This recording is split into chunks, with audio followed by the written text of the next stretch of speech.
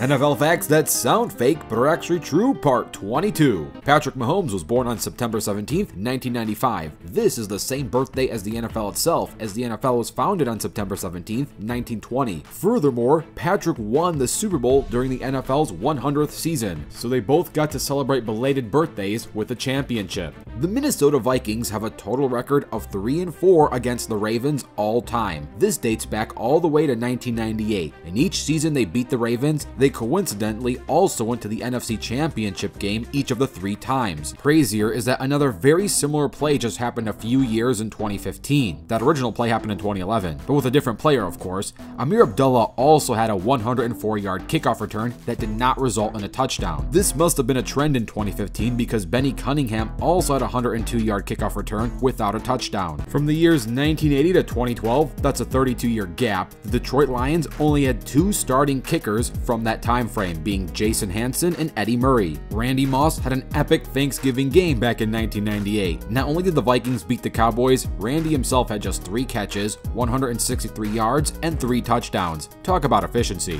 If Kurt Warner starts every game during the regular season, that's a good sign he's going to the Super Bowl, because this happened 3 times and he went to the Super Bowl in each of those seasons. From the years 2017 to 2020, each #1 overall pick in each different draft class tied a regular season game before they even got 1 win. For example, Myles Garrett went 0-17-1 before getting 1 win, Baker Mayfield went 0-1-1, Kyler Murray went 0-3-1, and in 2020, Joe Burrow went 0-2-1. In Cam Newton's very first game, he threw for 422 yards. Then, in his second game, he threw for 432 yards. After those 2 games, he never threw for over 400 yards in a single game ever, and that includes his MVP season. The 2000 NFL draft class has a combined 49,548 total passing yards, excluding Tom Brady. Tom Brady alone has 89,214 passing yards, which means he alone has 39,666 more yards than his entire draft class competition. In total, Tom Brady has 50.7 miles worth of passing yards. To put that distance into perspective,